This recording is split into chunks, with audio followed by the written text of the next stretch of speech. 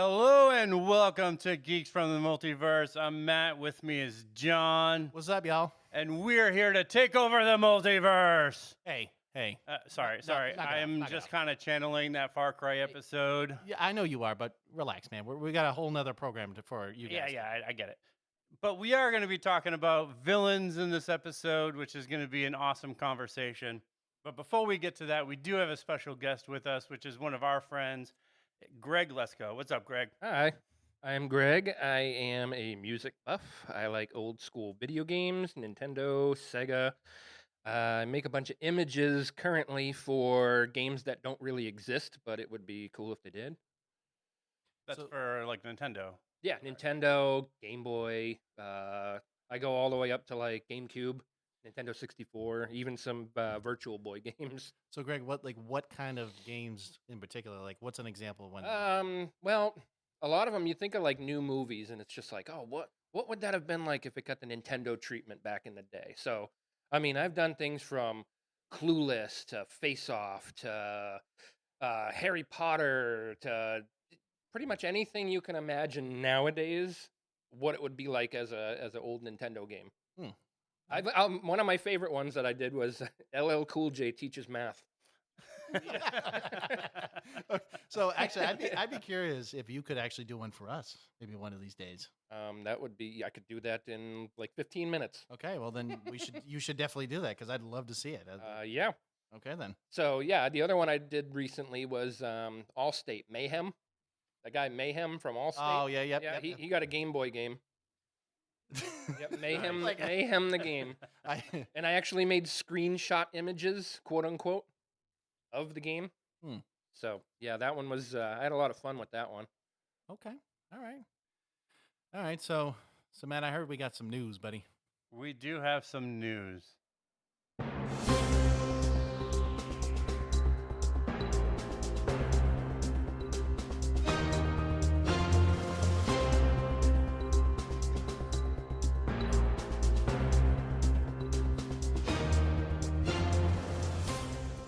Welcome to Multiverse Studios. With me now is Matt Gunther and myself, John Lally, and we have our special guest, Greg Lesko, as always.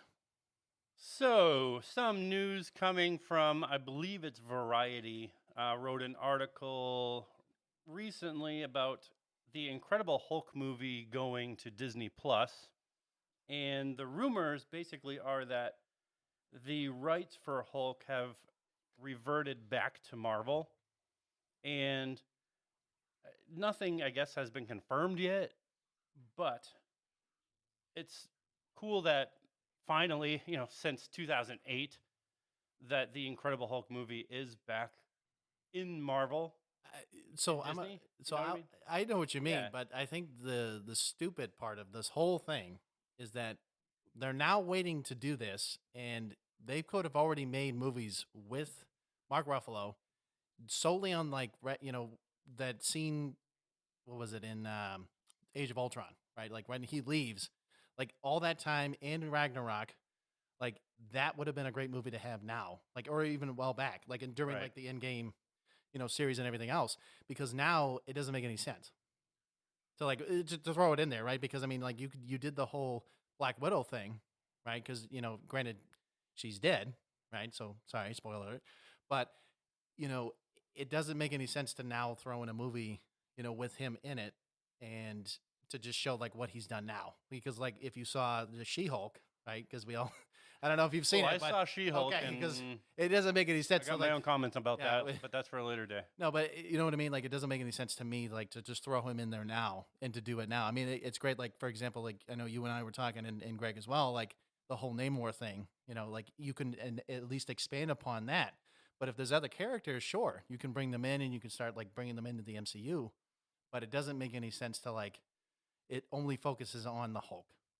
You know what I mean? Because now it doesn't make any sense, especially with moving forward. Well, and it's tough because when Universal owns the rights, they're only leasing rights for those particular movies, so they can't really expand upon Hulk the way they want to. But there have been rumors for probably over a year now from Disney saying that they were going to trade most of the shares from Hulu to Universal for both Hulk and Namor because of how poorly Hulu has been doing. And so another thing that I wanted to mention too is I heard that Disney is actually trying to combine Disney Plus and Hulu to be one service at some point. So I don't know how well that's actually going to work though. You know what I mean? Because it's especially if Disney and Hulu are going to somehow merge. It's like the whole T-Mobile Sprint thing, right? Like that made sense for them, but I don't think Disney Plus and Hulu and then giving them the shares to do that. I think Disney ditching Hulu and getting Hulk and Namor would be a better financial gain for them because Hulu's losing money because they're losing subscribers exponentially. Well, And gaining the rights for Hulk and Namor would allow them to, I mean, essentially gain billions back. no, right, but like, okay, cool. Universal owns it. Now they're going to change Hulu to, I don't know, Universal Plus or whatever the heck they make it, into that online streaming service. But if you saw what Disney Plus did out of all the streaming services, right? I mean, Disney Plus isn't going to go anywhere. Like it's not going to go away anytime soon because it has those subscribers. It has a lot of new content usually coming in with Marvel, Star Wars, things of that nature. But the fact that they were one of the very few to even start the whole like showing a movie like a month earlier. You know what I'm saying? Like that was Yeah. kind of like an added bonus. Like, okay, that's cool. Like you don't have to go to the movie theaters. You can just literally wait a month and then boom, you can literally watch it at your home, no problem. Granted, yeah, you're paying for it, but it's much easier to do that than like go to the movie theaters nowadays. Yeah, and I don't But- think Disney's looking at getting rid of all of their shares. I think it was just a majority. So I think Disney would still be like a in with percentage? yeah, I think Disney would still be in with Hulu, but Universal would be Right, the main primary. propriety. Yeah. But right now they're just rumors, but that was supposed to happen, June, July of this year.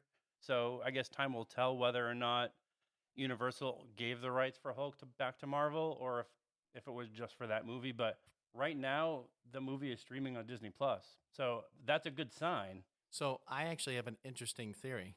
What if, okay, oh yeah, what if they did the same thing with Spider-Man, but with Hulk, and they brought in Eric Bana, Edward Norton, and him? Like, what if they had like a multiversal kind of way to do that? Because they are doing it right now. I know it's a little weird. I understand, but It's a little weird, but it's unusual. But I mean, I have to happen to think that with the Captain America now Brave New World instead of what it was before. New World. Wait a minute, it changed from New World Order to It Brave did. New World. So it's Brave New World now. As silly as it is, it's almost Aladdin-like to me. But I was just about to say that. I was just going to say, A oh, whole new new world. but it's Brave New World. But with Captain America 4, I'll put it that way. With Captain America 4, it is supposed to have a lot of those Incredible Hulk, characters in that movie. So the timing of this is really interesting. Well, because they're introducing Harrison Ford, right, in this movie. It's Harrison Ford, but it's also General Ross. It's Betty Ross. Like a lot of those characters, Abomination is supposed to also be in this. Like a lot of those characters from Incredible Hulk are in this movie. Well, especially with the guy who played General Ross. Well, he was Secretary of State Ross at the time, but He'll be President Ross in that movie. oh yeah, great. Yeah, he just moved up on the ranks. He's just apparently you just start out as a general, you go to Secretary of State, and you become president. You didn't know? But he is rumored to be Red Hulk in that movie. I would love to see how Harrison Ford does it because again, he's up in he's 80 something years old. And they showed an image. Granted, you can kind of only see a little bit of the pants, but the pants were clearly like ravaged, ripped. Again, this is all going to be CGI. Like this is not Right, but having him have like ripped pants as president, it was clear like it wasn't just like battle damage, like it was something else. Oh yeah. No. So a lot of this is rumors, but I guess we'll kind of leave it at that. Like time will tell whether or not Marvel does have the rights for Hulk. I'm skeptical. We'll see. I'm how it skeptical, goes. but I'm hopeful that they do because I personally always have loved the Hulk, and Marvel having those rights back, they can actually finally do Hulk the right way and make his character the way it should be instead of what we've seen thus far. Yeah. I mean, we'll see. I mean, at the end of the day, it's really going to be Disney making that huge Disney decision that they always do, and they're like, okay, well, you know what? We're going to throw everyone for a loop, and then let's actually like do something completely different. Which that's going to be something I'm going to be curious with Brave New World, since are they going to introduce more characters, or are they just going to stick with with the original? And that's the thing. If they have rights for Hulk, are they going to actually show a legit like Hulk. an interpretation that should comic be of book Hulk. accurate Hulk? Right, and not the MCU version of what Hulk is. And we all know it's not it's No. not the greatest. No. But yes, Matt, this is the time for villains. For villains. All right. So I have a couple of villains that I think are the best. I also have one that, even though for me, like, I'm trying to look at villains that I think, who is the absolute worst villain? And I definitely had one that, like, I kind of thought of, even though it comes from a parody movie, so he's bad on purpose. So I'm going to take one guess. Okay. You're never gonna guess who this person is. No, I'm not talking about the worst, but I feel like one of them has something to do with the Terminator. One of them does, actually. Oh, not surprising, especially since we talked about an episode based on that. So, you know what? Let's let our guest start off with the villains that he decided to choose. Well, see, like I said, I'm all over the place with mine. I did. I got a little something for everybody if you think about it, and you'll see what I mean. So my first one, probably the most sci-fi movie that I could pick on here was from The Faculty, and it was the girl Mary Beth, who she comes in. She's the new girl in school, and she's trying to befriend everybody from every clique, every walk of life. She wants to be friends with everybody who is known. You're right. That sounds awful. That sounds terrible. Well, so she got everybody fooled, but come to find out, she's this like alien that's trying to take over the entire school, the entire town, pretty much the world, and she's starting out here. And one of the quotes that they say in it was, they're just like, oh, if you're gonna take over the world, are you gonna kick in the door, like Men in Black style Independence Day? You're gonna kick in the front door of the White House, or are you gonna sneak in the back door? And they're in the middle of Ohio in this little town. And so that actually brings up a really good point. Like, would you really want to make a big spectacle out of it, or would you want to try to just, be sneaky about it and start small? So I actually never seen this movie. Oh, it's one of my favorites. What, back in what age? 99. Oh, right before the millennia. Okay, gotcha. Okay, so that's interesting because I've never heard of it, so that's why I'd be curious to maybe see it and see what Well, I kind of just spoiled it, but I mean, sorry, spoiler. Yeah, spoiler alert if you've never seen it, but still a fun movie to watch. It's literally an all-star cast, if you will, from the time. Elijah Wood's in it. Oh wow, young Elijah Wood. Oh right? yeah, young Elijah Wood. Josh Hartnett's in it. Okay, Jordana Brewster's in it. I actually don't know who that is, but you never seen any of the Fast movies? Oh, Fast and Furious? Yeah. Yeah, no, I have. That's Mia Toretto. Oh, okay. But so I didn't know the name of the actress. So okay, yep, that makes sense. And Robert Patrick's in it. What was he in? Come on, John. I have to think about it. Like, tell me, what was he in? I don't know. I think I might just leave him and let him figure it out himself. Come on, that's not that's Evil T. Evil T. Oh. Okay. Okay. Again, guys, like I said, I never said I remember every movie, but again, some of the actors I know and some I don't. Yeah. Okay. Yeah. So he's fun. He's awesome in that. He plays the football coach, and he is hard as nails. Of course he is. Yeah. Okay. Yep. So the if you want me to keep going, actually, you know what? We're going around the table. Why don't you go, Matt? Why don't you hear me? Let's do the first one then. Well, since you spoiled one of mine already, I'm sorry. I will go with, obviously one of the ones that I think is like one of the best, villains that I've seen in, movies, because this is where mine's from, is, Skynet / Terminators. Oh, sorry. So you're talking about the whole thing, not just the one thing. Well, because Terminators are ultimately controlled by Skynet. So yeah, I'm talking the whole big picture. Well, I'm pretty sure you said in a later, or actually an earlier episode, you said, why can't we just start Skynet now and let the world be taken over by Skynet, if I'm not Hey, mistaken? But bring it on. bring it on, baby. But when it's ultimately like when you think of Terminator, it's really like a story that's our own demise, right? Like we created AI, and then AI just takes over and wants to kill humanity. Kind of sounds like what's going on nowadays. Yeah, I mean, I'm not gonna say a word. But when Skynet, like when we turn on Skynet, not us, but them, when they turn on Skynet, no, when Matt turns on Skynet, it No, I'm becomes self-aware, and it immediately launches every single nuke from around the world. And if you think about that, like every single nuclear weapon is launched simultaneously at targets around the world. you do realize there was a war based on this, right? I mean, this is Terminator, so No, I know, but like for real, like I mean, this could have happened if this was really the case, though. But that's the scary part of this whole thing. right. And they, according to the movies, Skynet literally kills over 3 billion people. Right, and now we're at what 8 billion right now, so that'd be third or maybe like almost half.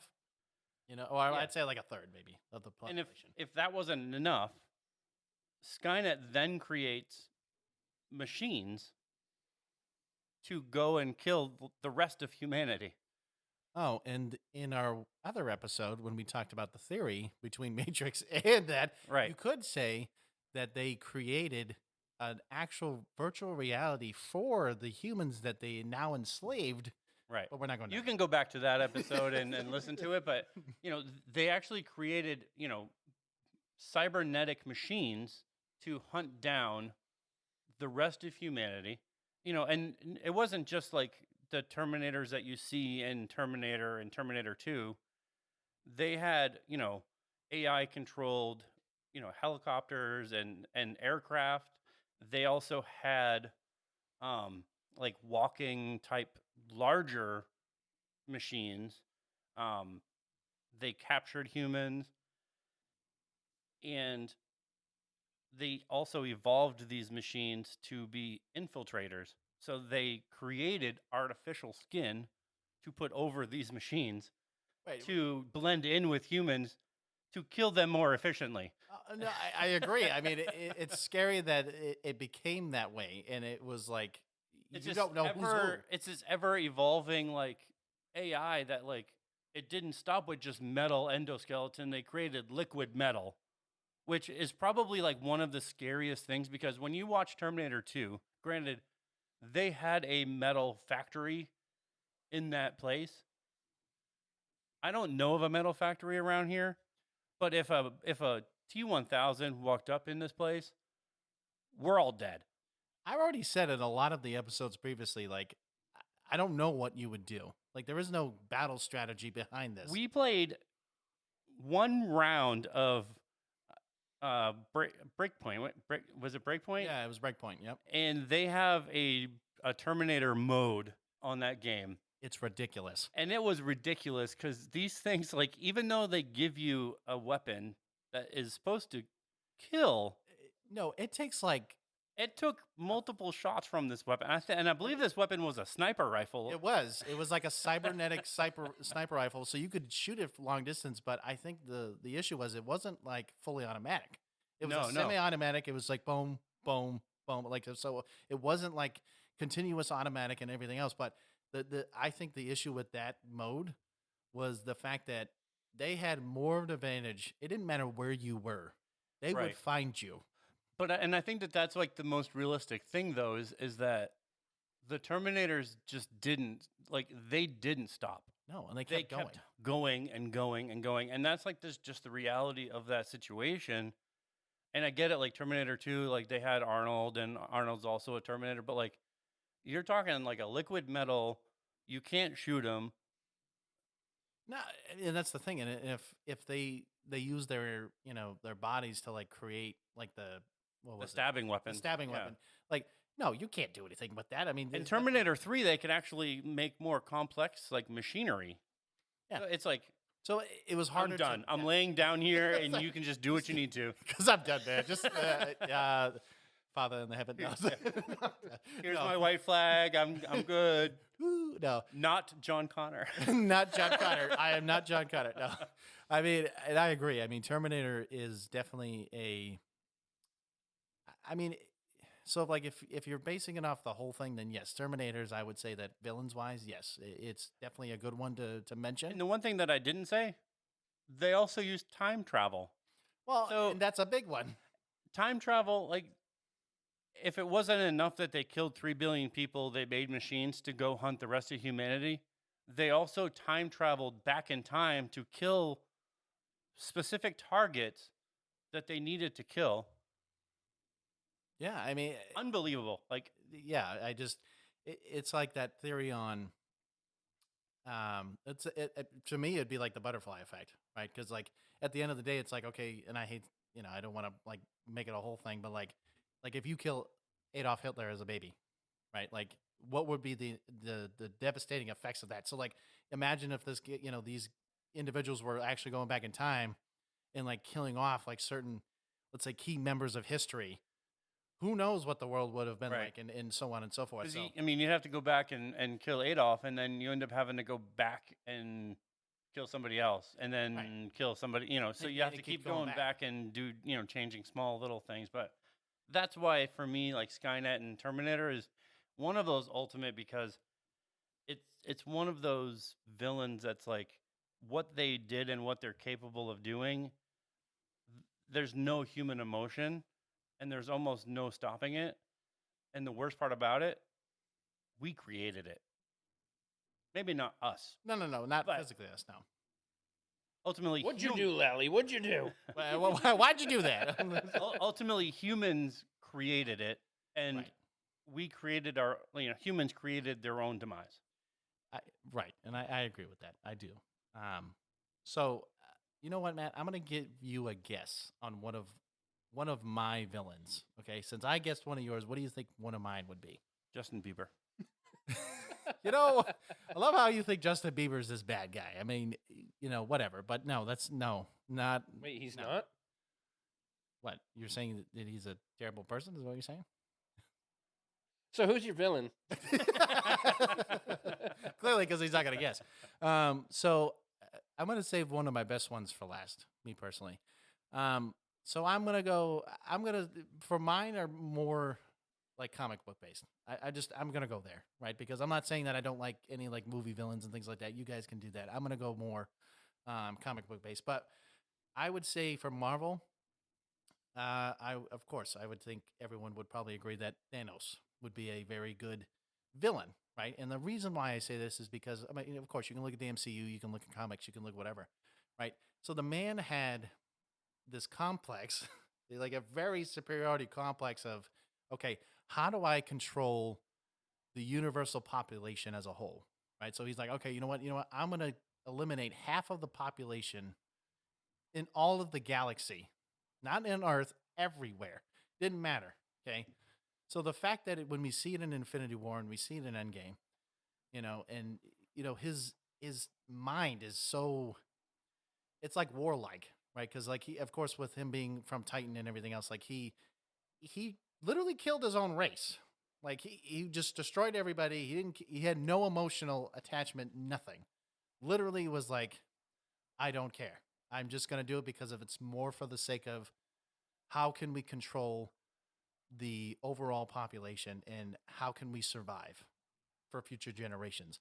And so with his complex, yeah, it was legit genocide. Like that was his legit goal, and that's what he was doing. But I think when you look at him as a villain, he took down like Thor, Hulk, Cap, Iron Man. Like it was one person. Like he did all these guys and gals that were going against him, like had no chance at the time. Like in even in Infinity War, there was no way in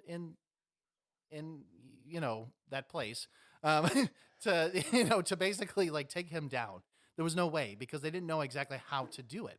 And so when you look at him as a character, and especially in the comic book, so like of course his main goal was to get all the Infinity Stones, right, and get the Infinity Gauntlet and use it into his abilities. But even without the gauntlet, the dude was strong. Like he could take on the Hulk like it was no problem. He could beat the crap out of him, have no issues whatsoever. He didn't need the gauntlet. That was the one thing I thought was interesting when, you look at the Hulk where, yes, it's all gamma radiation, it's all this and that, and like, the more you hit him, the more angry he gets, the more stronger he gets, so on and so forth. But he didn't have to be mad. He could be completely calm and like hit you, and he could beat the crap out of him. And I hate saying it, but it was true. But it's like, when you look at like all the like famous like generals or like, war like leaders and stuff in history, like he just reminds me of like you look at like Genghis Khan or like Alexander the Great or some of these other ones that are like, very well known and they've taken over like all these particular spots in history. Like this guy was willing to go above and beyond. And I mean, granted, it didn't really help when he had an army or his like children of Thanos. I thought that was a little stupid in my opinion with his, the name of it. But like, I think as a villain, like i- that's one person that at least you can like say, you know what, I'm going after him. Like he's like, the main antagonist of a movie or a comic book series or whatever. But I think he did a really good job on he made clear intentions. He made it so that way pretty much he was like, "Hey, this is what I'm doing, man. Whether you like it or not, this is how I'm going to do it." I mean, he was willing to give up everything. Now, granted, he was humble at the very end, and then of course Thor cut his head off, but Yeah. it was the end of that. But Yeah. I think as a whole, like as a villain, I think it was really well portrayed as a character, right? Because that is really what you need. You need a good story and you need a good clear intentions on what they're trying to do. Very few villains can do that. Now I know there's a lot of people have debated back and forth whether Thanos was right or wrong. Where do you sit with that? Of course, you asked me the hard question. So, reality is this, right? So, if you're trying to eliminate the population as a whole, okay, I don't agree with genocide. Plain and simple. I mean, granted, do we have an overpopulation issue on planet Earth? Yes. There will be a time where we're going to have too many people on this planet, and we're going to need to start looking out and venture off to different planets or do something like that.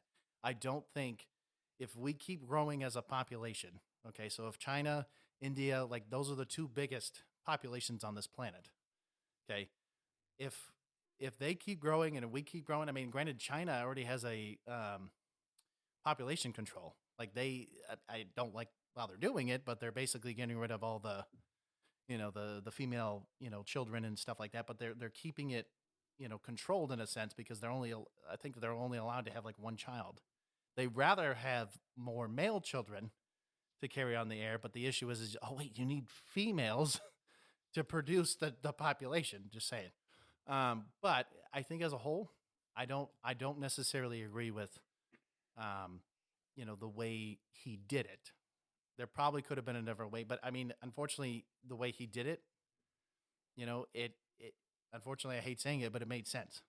I'm not saying I agree with what he did and how he got to do it, but I do understand why he did it because as a whole, yes, there was an overpopulation, and there probably would be, and there'd be more continuous. So there's only so much you can do, but how do you control that? You can't. And he was playing God. Ultimately, he was Yeah. playing a god, and that's what he was trying to accomplish, and he did. But at the end of the day, no, I do not agree with how he got to that end state. Granted, yeah, he was just chilling on a farm and he's just doing his own thing at the very end, but like that doesn't mean anything to anybody else. I mean, all the Avengers were like, where the hell is he? Like what can we do to to take him down? So that then when they found him, they're like, okay, we got you. And then of course they had to go back in time and do all Right. this other stuff. But yeah, I mean, I think for the most part, I would agree with you. And as far as innocence and people that not everybody, no, but I think that's where his plan was flawed. It was clearly just everybody, well, right, 'cause and there was not no, not that I condone like people need to die, but I think there are certain enemies and certain So you're talking about like the moral standards of like Right. guilty versus innocence and stuff like that. right. Okay. Whether they're deserving or undeserving, obviously Thanos and I or anybody here, we can't weigh that. No, there's no way. I don't think there's any measurable amount you could do that with, personally. I do, I like you said, I do know, where he's coming from, what his goal was, what he was, the way I think just the way he went about it was completely Yeah, it was completely. misguided, I would say. Yeah, I mean, it was pretty much since he was a child when he was on his home planet is why he decided to think of this, and then he wanted to impress, physical representation of death, to be, oh, let me kill people for you. She's like, oh, I love you, and you're like, wait, what? Like, I don't understand this, but that was, the way it was portrayed. But I'm like, no, like that's not how you do this. This is not how it needs to happen in the way they did it. But anyways, Greg, what's your second one? What you got? I'm actually gonna go with Green Goblin. Yeah. Hold on. Question for you. Movies. Okay, there you go. That's what I was gonna ask. Willem Dafoe. Willem Dafoe. There you go. That's a good one. Yep. I love his portrayal of that. Absolutely. Both in the Sam Raimi Raimi, whichever one it is. Raimi, it's okay. Okay. In that, and then also in No Way Home. Oh, there you go. Yeah. I love how he came back and he wanted to do that role again. He said he had to do that, and that was tailor made for him. I love how he did it. So my question to you is when you look at the original trilogy and you looked at No Way Home, which representation do you like better of like how he portrayed Green Goblin? Because I will admit that in No Way Home, it was the raggedy, looking way of doing it, but it was interesting at the end, how he did. But I'm curious. My first thought seeing him in that was, hey, he's got his original outfit, the tattered clothes and the purple, and Yeah. but I got to go with the trilogy because it shows how he came to be. Yeah, no, you're right. And he was such a well-mannered guy. That's why Willem Dafoe killed it. Because he was such a well-mannered guy, and he had his troubles like everybody else does. I'm not going to go out on a glider and start throwing pumpkin bombs everywhere. But, No, you're right. You're right. But it showed how he came to be, and I really like how they did that. He just you wanted to really really hate him, but at the same time you knew he was going through his own stuff. Now this is just an impression, but I always loved when he go Spider-Man, and he would like that really like creepy, voice. I always love to laugh. It's like I can't do the laugh. No, but like the Spider-Man, now you know, it was like this weird kind of way. It was Italian. Yeah, Spider-Man, now you know. He does terrorize New York. How you doing, Spider-Man? Hey, it's me, Mario. Spider-Man, paisano. It's the Green Mario. It's the Green Mario. He's like, oh no, he throws mushroom bombs. Yeah, mushroom bombs. These goblin mushrooms. Wait. Would he be Mario or Luigi? Or was it Or Waluigi? Waluigi? Waluigi. Woo! Sorry. Anyways, no, I agree that William Dafoe. Like, if you had somebody else play him, it would have been a discredit. Oh yeah, especially in No Way Home, because if they didn't have the original actors in that movie playing those specific villains, no way in the world that movie would have been that successful like the way it was. Yeah, especially Doc Ock and that. Oh yeah, yeah. Especially. I mean, Alfred Molina like returning as Doc Ock, like. No, he killed it. I mean, Yeah. but you couldn't think of anyone else to play him, right? Because those are the iconic roles that I feel, unfortunately, like when you look at like kid, stars or whatever, like when they're younger, like when they play that one role, and then they get older, and you're like, hey, aren't you that kid from this? And you're like, They're typecast. Yeah, well, that's what it is. Well, yeah, but I'm just saying, like, if now, like, he's like, oh yeah, I played in other movies. No, you were Doc Ock, and you're like, well, that's not the only thing I played in, but that's your most famous role, right?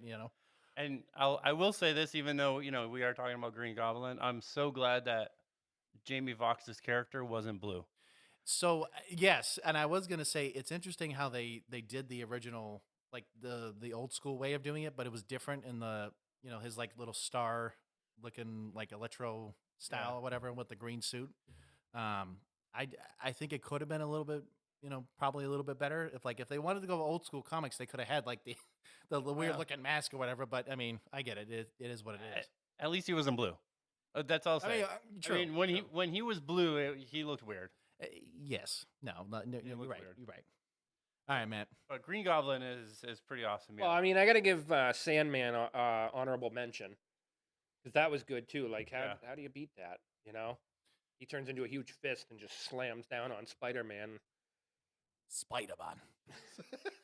It's a me. All right, Sorry. we're moving on. Anyways, I can't take any more of that weird Oh, really? Okay, impressionist. Go ahead. Mario Goblin, whatever you want to call it. Oh, Mushroom Luigi. bombs. That's No, it's okay. Go ahead. All right, so I only have two, so this is my second one.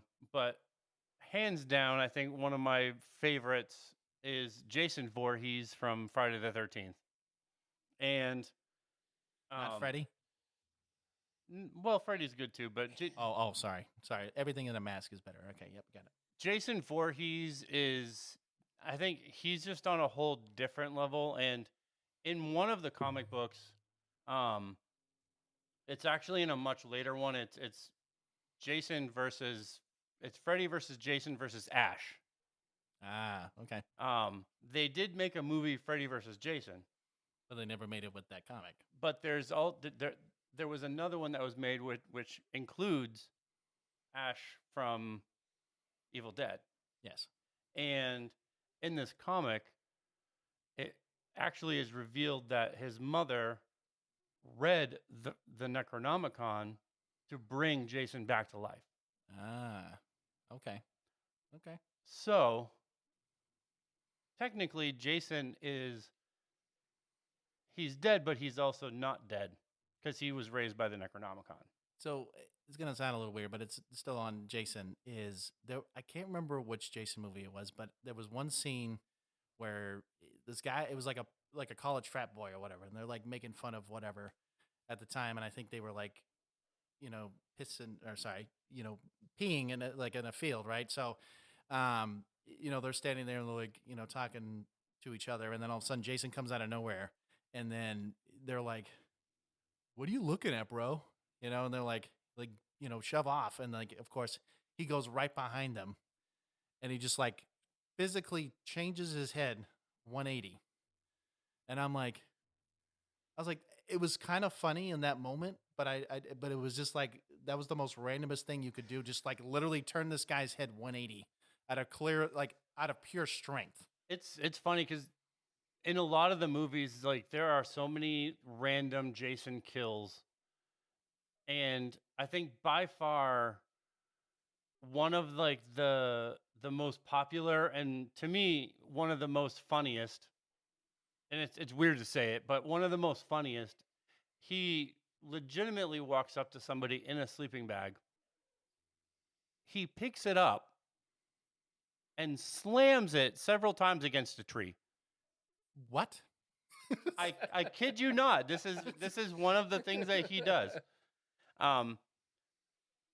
But if you've never seen a Friday the 13th, the first Friday the 13th doesn't even have Jason in it because it's basically the story of his mother, and she's basically a psycho. And she's the one, killing the counselors for her son drowning in the lake because they were all off having sex. That is the gist of the movie. And we don't actually see Jason until kind of the much later movies.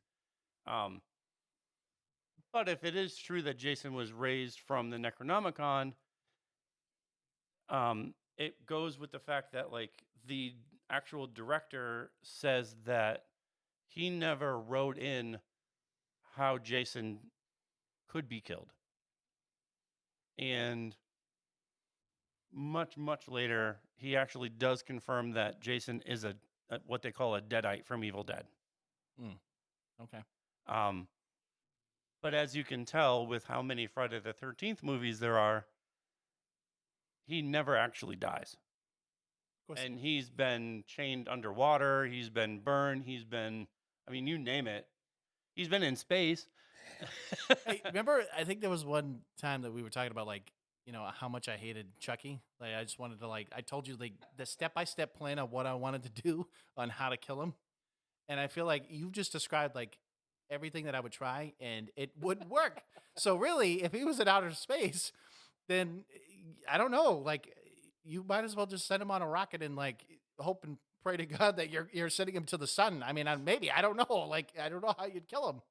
I agree. I mean, if it's one of those characters that you try everything and they still come back, eh, I'm sorry. Like, there's not much you can do at that point.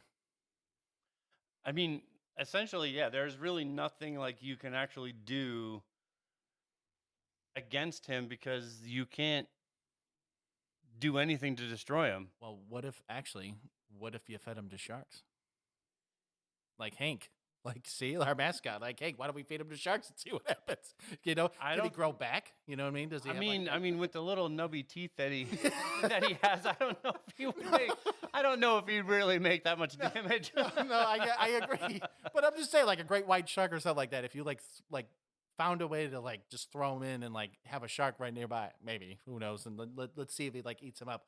Would he actually come back like in pieces, or would he get out of the shark's stomach? I don't know. He's got a leg where his arm should be. His head's down by his other leg. Yeah, he's just crawling. I don't know. The head bone's connected to the hip bone. Well, I mean, that is, I mean, one of the interesting movies, and I forget the actual number of the movie because there's so many, but one of the interesting ones, they actually did lure him out in one of the movies and they shot him up.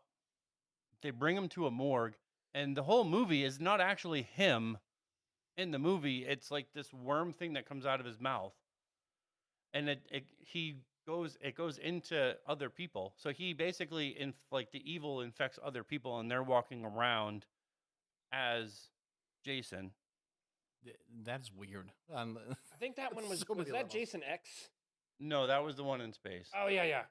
No, I know the one you're talking about. I think that's the one where it had the liquid nitrogen kill. Maybe Jason I Goes to love Hell. that. That was Is Jason Goes to Hell? Maybe. Yeah, it sounds like it. But it's not actually Jason in the movie. Like it's this basically the evil that's infecting other people, and they're walking around doing the kill. So I don't know if that would actually kill them or just kill the body that he's actually in. If that makes it clear. But that's why he's on my list, because he's one of those villains that, again, if you saw him walking up to you, I'm good. Thanks. I'm good. I'm done. All right. So I would say my second one is, I would say Magneto. And granted, his whole backstory and everything else, like, if you guys have seen the comics and if you've seen the movies and stuff like that, he's a very strong individual. Okay. I mean, granted, with his magnetic abilities and what he can do and everything else with his, mutant gene. But the fact that, I mean, it's kind of like Thanos in some regards, not everything, but in the regards of like, he's trying to save his race, right? He's trying to make sure that the mutant kind is still prospering, kind of like the alternate version of like, Professor X, but really more the sadistic side, and the views of how he wants to play it. But Magneto, I mean, in the movies, I mean, he seems a little soft. Like he was definitely He a seems a softer little side. bit more subdued, but I think looking at comic books, I think he was willing to go whatever mile it took Right. to make sure that mutants were on top. Whether it meant eradicating humans, that's where he would have went. Right. And That's not where it went, but no. Right. I mean, especially in Days of Future Past, right? So when he was like helping with Professor X and everything, like, yes, that's a more subdued side. That's more of like he's helping, basically just trying to save the mutant race at that point. common goal. Right. But really in like the first couple of movies, like he didn't care. Like he was just like, all right, listen, like I have goals, I have things that I want to do, and this is how I'm going to do it. And like, yeah, he was trying to get to that point, but I mean, he had a whole army of mutants behind him. Like he was recruiting people left and right. I mean, it didn't matter. Like a lot of people were following him, so he clearly is a great leader. Like he has been, and especially in the comics, like he's one that you really don't want to like mess around with as much. I mean, especially like Wolverine. I mean, a guy who literally can come back from a drop of blood and come back as a, as literally Wolverine. Like if he's destroying him in an instant, you know, how can you go against a guy that literally can control like magnetism in a sense? Like it's hard, like, and he Yeah. can build those walls, build those things. But I think he's just as a whole, like I mean, even on a list of like the top 100 villains, like he's up in the top 5 of like best villains of all time. Like he's that, kind of person that is just really like that kind of villain that you'd want to have in a story or in a, in a comic book or a movie or something like that. Because again, the best, in my opinion, the best villains always have clear intentions, always have a good backstory, and always have something that they're willing to do to make some kind of sacrifice, whether it's for the good or the bad of all, in this case, humanity or whatever. When it comes to Magneto, he's been one of my favorites. I mean, he's just been one of those guys that, when he was, a Holocaust survivor, like in the comics, right? When he comes up and he, of course, meets Professor X later on in life, like he's already been through a lot of stuff. Like, I'm not saying he didn't start out being this bad guy. He was good and then became the way he was later on in life. But it shows you that it doesn't matter whether you're good or bad. It shows you on how you get to that point. Yeah. Because we all start out as innocent, but we can become evil if things happen to us that makes us that way. Well, and a lot of this too, I think it's a lot of perspective because like Thanos and Magneto and Green Goblin. I mean, I can say Skynet. Skynet doesn't have feelings, but like right. There's clear intentions. There's a mission, but like you look at also Darth Vader, like. Oh yeah, I know. Yeah, you're right. They're not walking around going, "I'm the villain. I'm gonna do villain stuff." No, right. No, they have like what their intention on what they think is right. It's realistically like point of view where we're saying what you're doing is wrong, but their point of view is no, what I'm doing is right. What you're doing is wrong. Right, and I mean, and a lot of times they'll explain. And it's always funny how like you always see the good guy and the bad guy. The bad guy always likes to explain why he's doing it. Like he would explain this, and he doesn't care because he knows like what he's doing is right. And at the end of the day, like he's trying to say, I'm trying to save the mutant race, and I don't care how I have to do it. There just has to be more justification on their part. Like I'm saving the mutant race, so I have to do this. Right, in order to get to that ultimate goal. And the same with Darth Vader. Like, I have to kill the Jedi because they're evil. When the Jedi are, we're saving. Yeah, everybody. Everybody, not just, Oh, yeah. No, I get you. But it's a lot of perspective, and, they don't think they're villains, but. Right. What's canon, what's not canon, it just depends. Anyways, go ahead, Greg. What's your third one? I'm going to leave it at the 2 that I did. Those are the 2 best ones that I can think of. Okay. All right. I actually have one that I think was the worst. I'll go with my first one that I wasn't going to go with, though. Only because it comes from a parody movie, so that's why I didn't go with it.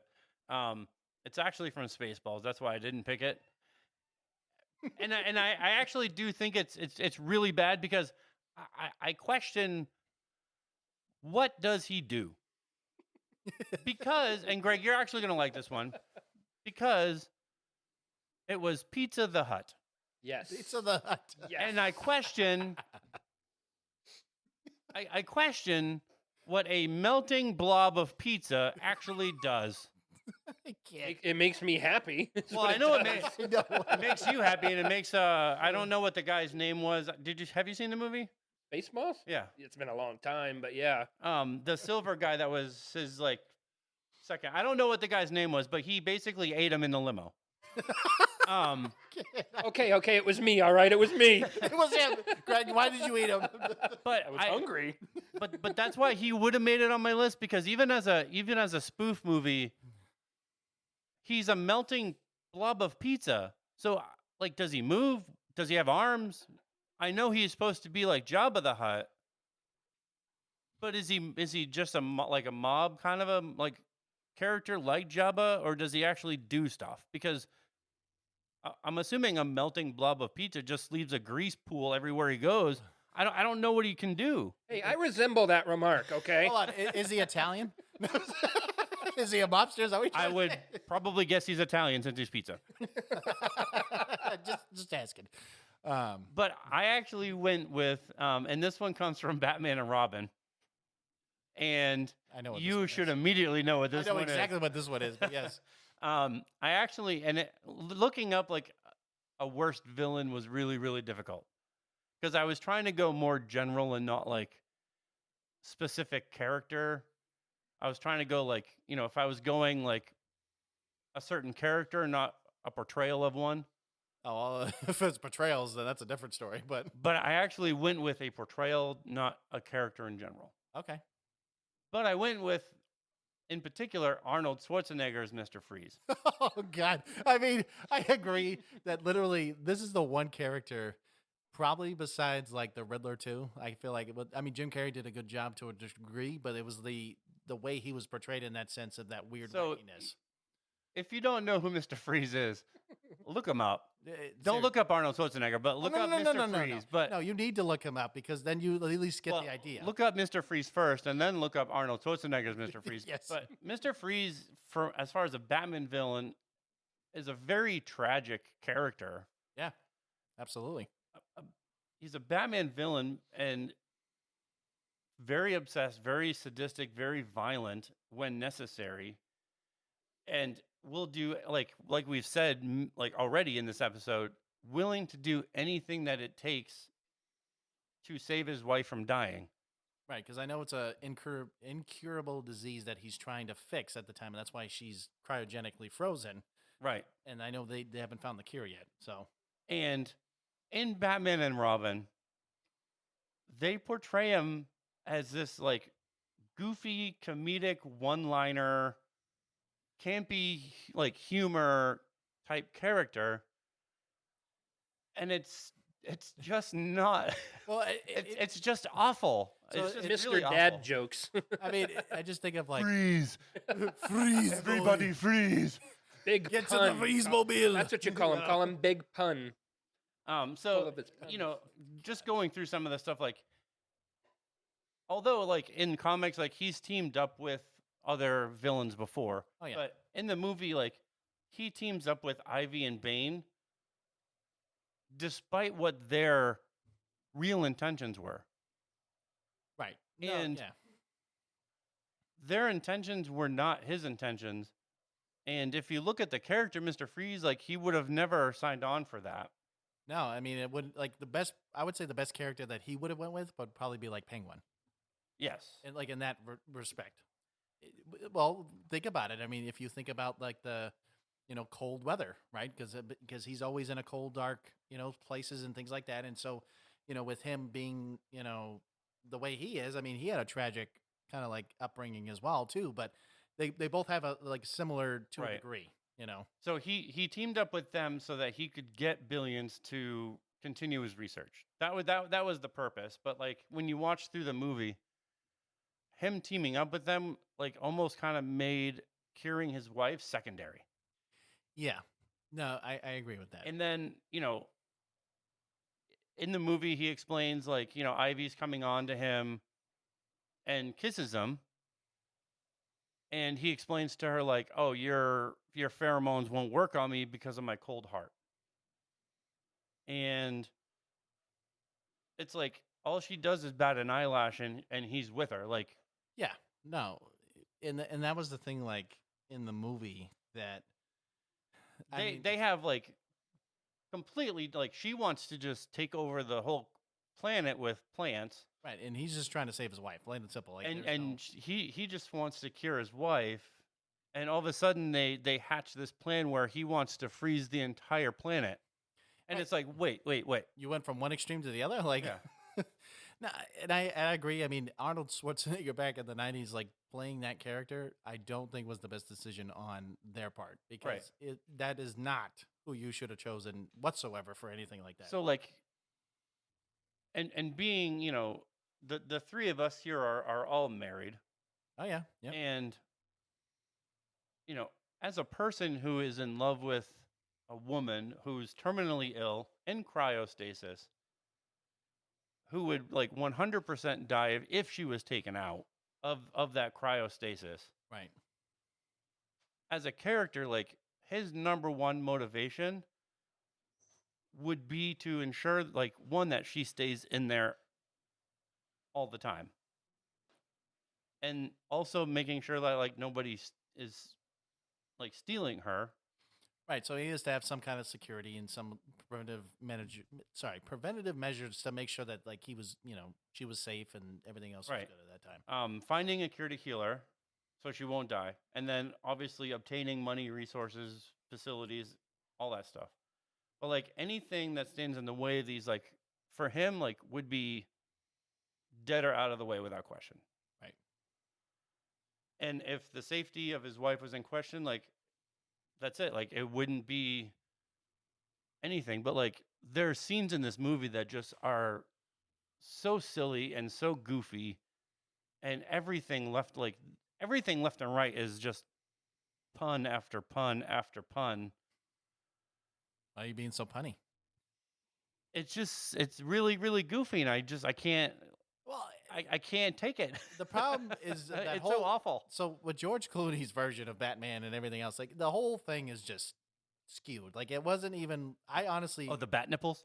Yes, I just don't understand like the movie itself. Like I think honestly, if they got rid of like that series and Val Kilmer, like they would have been fine. They honestly would have been fine. They don't need to remake Batman for the 15th time. In my opinion, like I know it's not 15, but it's so many times now. You need to stop. Like there's so many times you can also recreate Superman. There's only so many times you can do. Like relax. Like you don't need to recreate everything unless you're going to start doing what the MCU is doing. Actually do something and make it more realistic in that universe. The more you keep recreating the wheel, the more it doesn't mean that you're going to get money out of it, because that movie was just a spoof, plain and simple. With Arnold, with Riddler, sorry, that wasn't with him, but with Ivy and everything else, like it honestly didn't make any sense. Some people, sure, I could see like being those villains, but it's not. In my opinion, it's not the great. Granted, Bane was kind of like, they kind of played him out to almost be this kind of brooding dummy. Well, and actually, he's wicked smart. Looking at how he looked, I think 100% almost legit. Oh, I agree with that. He was actually a pretty smart individual. And he spoke Spanish. So he didn't speak Spanish in that movie. So I don't think he barely spoke at all, other than grunting. Yeah, he wasn't doing much of anything. But yeah, no, I agree. But I mean, granted, like in the movie, he was just Poison Ivy's like, brooding, lackey, really, or like, sidekick, whatever. Like, but Bane is himself. Like he's a smart individual. He owns like basically like a cartel. Like he does all these things. Like he's the leader. Like he proves himself. Right. In that movie, like it's just saying, oh, okay, he was Ivy's sidekick, basically, in that movie. Yeah. He was like, "Hello, George."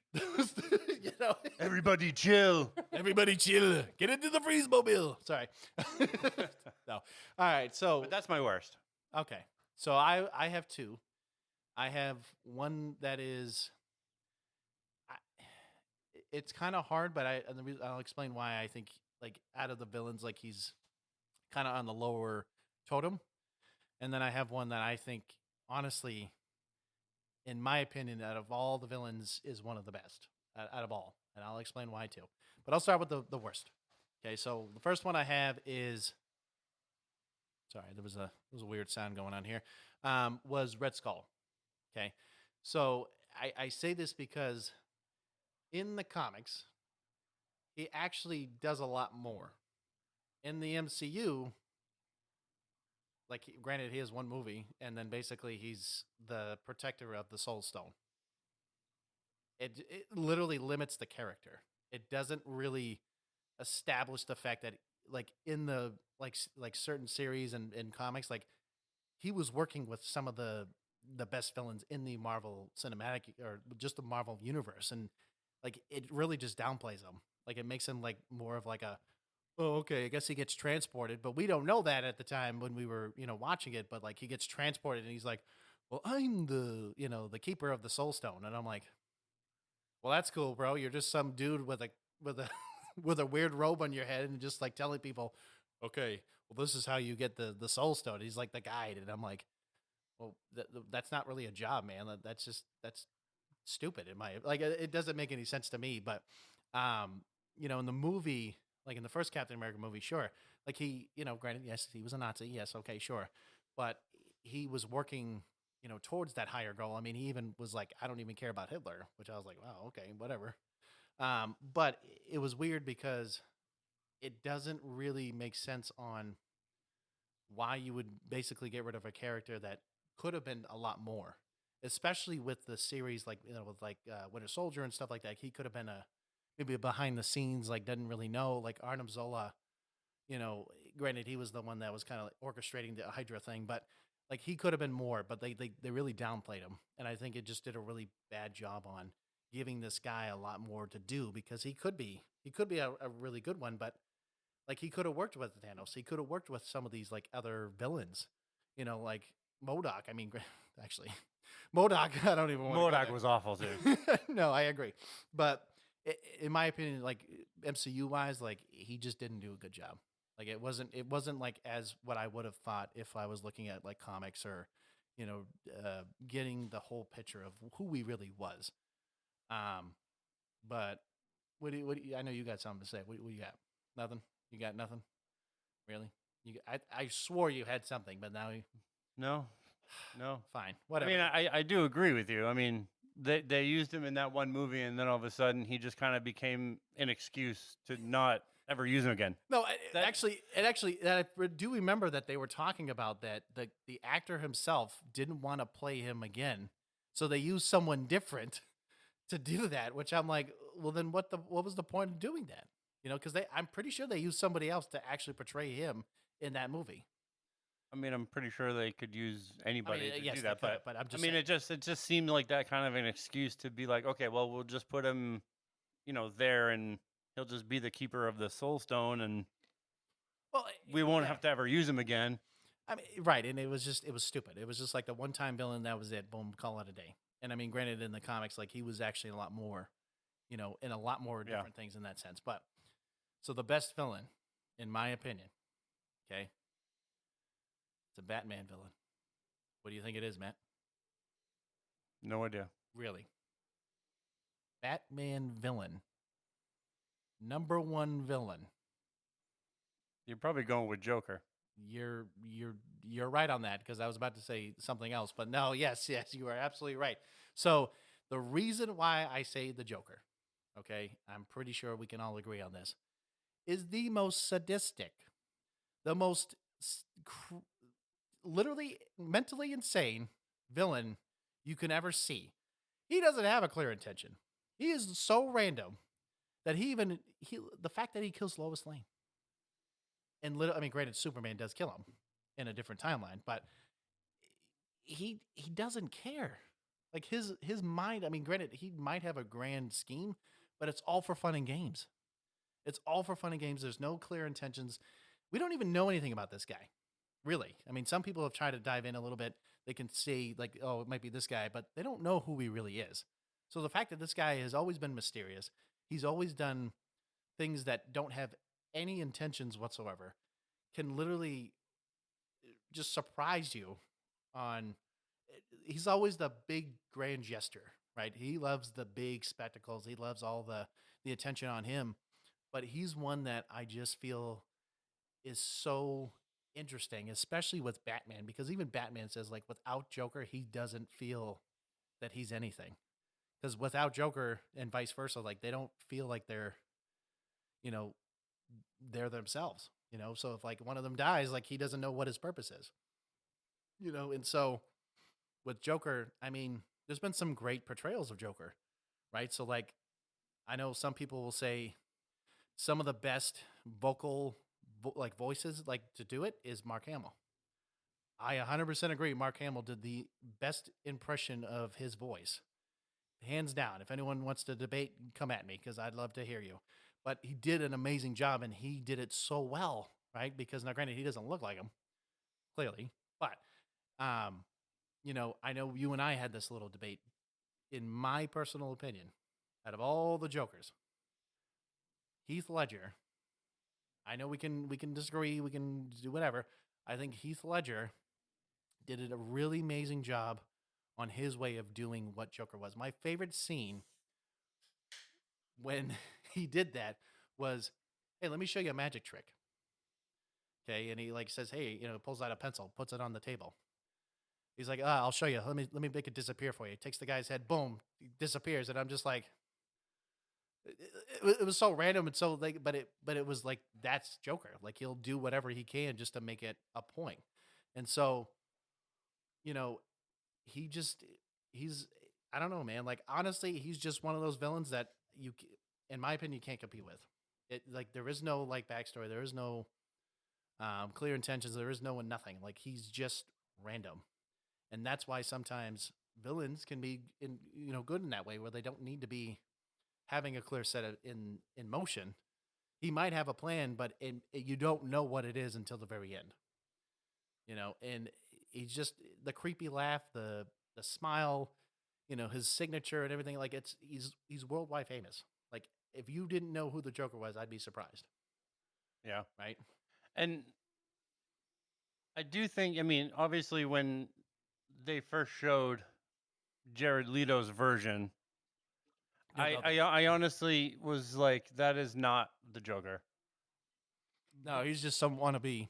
But if you look at how he portrayed, if he looked the part, how he portrayed, if he looked the part, I think that would have been a different story. Listen, his neon whatever nonsense that he was, his whole get up, his hair, his suit and everything, like it. But that's the thing. If he looked the part, how he acted, that would be a different story. Okay, and that's why if you take off the facial tattoos and you took off all of that stuff and you actually gave him a legitimate Joker overhaul, yeah, I think Jared Leto could have pulled off a legit. But if I'm gonna go, I'm not saying old school, but I would say not newer, but I would say Jack Nicholson. Okay, he did a good job, right? He did it. He, like, granted, he was like the gangster, whatever he was trying to do at that time, but like he did a good job in portraying that other style of him of what he would have been like in like the 40s and 50s. I actually go back to the old school. What, Cesar Romero? Oh yeah. Oh, with his like mustache, like painted on and or whatever his voice and laugh for the Joker is just so like awesome. And I mean, for the time, yes, it's not like Heath Ledger or like anything on that level, but when you see like Cesar Romano's like portrayal of him, like it's really, really cool. Okay, well, I mean, who do you think is the best Batman then? Ooh, I hit a sword subject. I mean, by far, Michael Keaton. Okay, see, everyone's agreeing. No. But like, if you said Christian Bale, no. People would be slinking right now. His face is too narrow for Batman. But anyways, Michael Keaton by far was the better of the Batmans. By far. Sorry, but no bat nipples that we talked about. No. Okay. No bat nipples. I thought you liked George Clooney's version. No. But yeah, although Batfleck is, if he had a better opportunity on a better written movie. Yes, and if he wasn't part of that, yeah. I think he could have done a decent job too. I would say as an older one, as like an older version of him. Yes, I agree with that. I do. Yeah, I think we covered everything, bud. Yeah. And Greg, yep, we wanted to ask you, what is? We heard you actually. We were talking about it. What was it? An Instagram page or? The images that I make. So again, to clear that up, I don't actually make the games. I did download a program one time to try to learn how to code and make Game Boy games, but I never went too far with it because I'm like, this is far ahead of what I'm capable of. I don't have the patience for this. But so I make just the images and basically leave it to the imagination. But the page is called Forgotten Nintendo Games, and pretty basic name for it, but it's games that we quote unquote might have forgotten about. They were either good or were horrible, depending on who made them or what system they were on. Like I had Kane from WWE. He had Kane, the Big Red Machine's Big Red Game on Virtual Boy. It's a whole lot of red on there. Oh man! But so if you were to pick a game system though from back in the day, which one is your favorite? Nintendo, NES. Oh, okay, because I was gonna say that I know there's multiple. We've already yeah. established this, but I just want to make sure what we're talking about here. Yeah, So. NES. Hey, man, what was that? When did that come out again? 88. You always have to. You always have to go back there, huh? I just want to make sure you knew. That's all. That was You know, you always gotta dig that knife in deeper and twist it a little bit more. I mean, huh? at least I didn't mention something about a AARP. I'm Yep. kidding. I'm kidding. All Guys, right. I'm kidding. But okay, so But yeah, again, that's forgotten Nintendo games. Go ahead, give it a follow. It's a fun time. I try to give little descriptions of the games too. Try. Sometimes I'm just like, here it is. Enjoy it. That's what we do half the Yeah. time. all right. Well, so thank you all for joining us. Do us a favor, and if you go on Spotify, take a moment to rate our show. And if you're listening on Apple Podcasts, take a quick moment again to rate us and write a quick review. Again, your feedback does matter, okay? Because we do appreciate everything that you guys do. And of course, we'll be back next week with our friend Greg Lesko chatting about music. But until then, Stay geeky.